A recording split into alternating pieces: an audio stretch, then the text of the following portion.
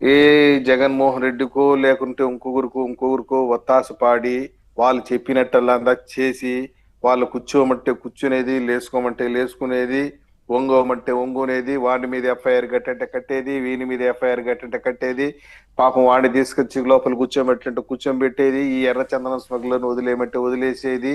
ఇట్లాంటి పనులు చేస్తే ఈ రోజు మన రాష్ట్రంలో పరిస్థితి, ఐపీఎస్ పరిస్థితి చూస్తున్నాం. డీజీపీలు సస్పెండ్ అయి ఉన్నారు, డిఐజీలు సస్పెండ్ అయినారు, ఐజీలు సస్పెండ్ అయినారు, ఎఫ్ఐఆర్లు ఎదుర్కొంటున్నారు. ఈ రోజు నిన్న ఆయన పివి సునీల్ కుమార్ డీజీపీ, ఆయనకి ఛార్జ్ మెమో ఇచ్చినారు. ఆయన చేసినటువంటి అక్రమాలు అవకతవకల పైన ఆర్పి సిసోడియా గారిని ఎంక్వైరీ ఆఫీసర్గా వేసినారు. నేను అడుగుతున్నాను డీజీపీ గారిని, గౌరవ డీజీపీ సునీల్ కుమార్ గారిని, మీరు ఒక బాధ్యతమైనటువంటి ఒక డీజీపీగా వండుకొని మీరు పోయి ఎంక్వైరీని ఫేస్ చేయాల్సినటువంటి అవసరం ఎందుకు వచ్చింది మీకు? నీ ముందర 10 మంది నేరస్తులు చేతులు కట్టుకుని కింద కూర్చునేటువంటి అధికారి, నువ్వే పోయి నేరస్తుడు మాదిరిగా వేరే ఒక అధికారి దగ్గర చేతులు కట్టుకుని you have to face the enquiry. ఎందుకు దిగజారింది? ఎందుకంటే జగన్మోహన్ రెడ్డి వైఎస్ఆర్ కాంగ్రెస్ పార్టీనో లేకుంటే ఇంకొకరు చెప్పినట్టు తల ఊపుకుంటూ పనిచేశావు.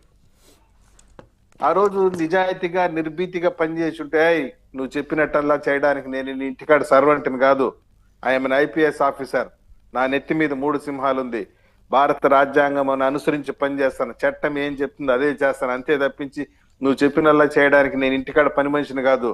ఏం చేస్తావు? మహా అంటే ట్రాన్స్ఫర్ చేస్తావు, నీ ట్రాన్స్ఫర్ ఏదో చూస్తానని చెప్పి ధైర్యంగా చెప్పుంటే నిన్న హీరోగా చూసుంటారు.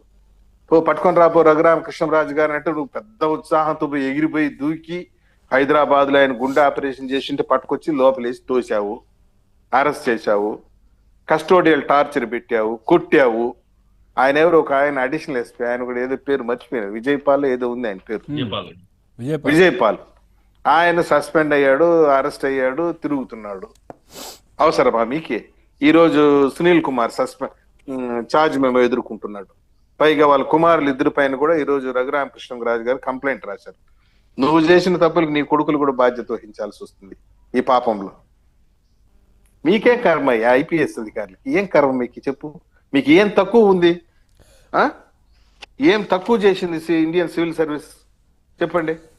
కార్ ఇచ్చింది, బంగ్లా ఇచ్చింది, హోదా ఇచ్చింది, అధికారం ఇచ్చింది, ఇంత పెద్ద ఫెసిలిటీస్ మీరు ఎంజాయ్ చేస్తూ ఉండేవాళ్ళు సార్. యూత్ కు రోల్ మోడల్. ఉమేష్ చంద్ర గారు తీసుకోండి, ఆయన చనిపోయి 15-20 సంవత్సరాలు అయినప్పటికీ కూడా ఇప్పుడు కూడా తలుచుకుంటున్నారు కదా. ఇప్పుడు కూడా hero of the police department అని ఉమేష్ చంద్ర గారు తలుచుకుంటున్నారు కదా. ఎందుకు చెప్పు? హైదరాబాద్ అమీర్పేట పెద్ద విగ్రహం ఉంది రోడ్డు పైన. మరి విగ్రహం ఏ పోలీస్ అధికారి కన్నా పెట్టినటువంటి దాఖలాలు ఉందా? ఎందుకు పెట్టారు ప్రజల విగ్రహం? పనిచేశాడు. నేను ఒకటే అడుగుతున్నాను, ఎందుకు వంగి వంగి నమస్కారాలు పెట్టాల్సినటువంటి అవసరం ఎందుకు వచ్చింది? పైగా గత వైసీపీ ప్రభుత్వంలో పోలీసు అధికారుల్ని ఎంత హీనంగా వాడుకున్నారంటే అంత హీనంగా వాడుకొని వదిలేశారు. మా తిరుపతిలో కూడా, మా చిత్తూరు జిల్లాలో కూడా తిరుపతి పార్లమెంట్ ఎన్నికల్లో నకిలీ ఓట్లు సృష్టించడంలో భాగంగా కొందరు సర్కిల్ ఇన్స్పెక్టర్లు ఇన్వాల్వ్మెంట్ పెట్టి పాపం సస్పెండ్ అయ్యి ఈ రోజు కూడా పోస్టింగ్ లేనటువంటి పరిస్థితులు ఉంది. నేను అడుగుతున్నా, ఆ రోజు మిమ్మల్ని వాడుకున్నటువంటి రాజకీయ నాయకులు ఎవరైనా వచ్చి మిమ్మల్ని ఆదుకుంటున్నారా? మీ యొక్క రెస్క్యూకి వస్తున్నారా? పైగా పోలీస్ అధికారుల పైన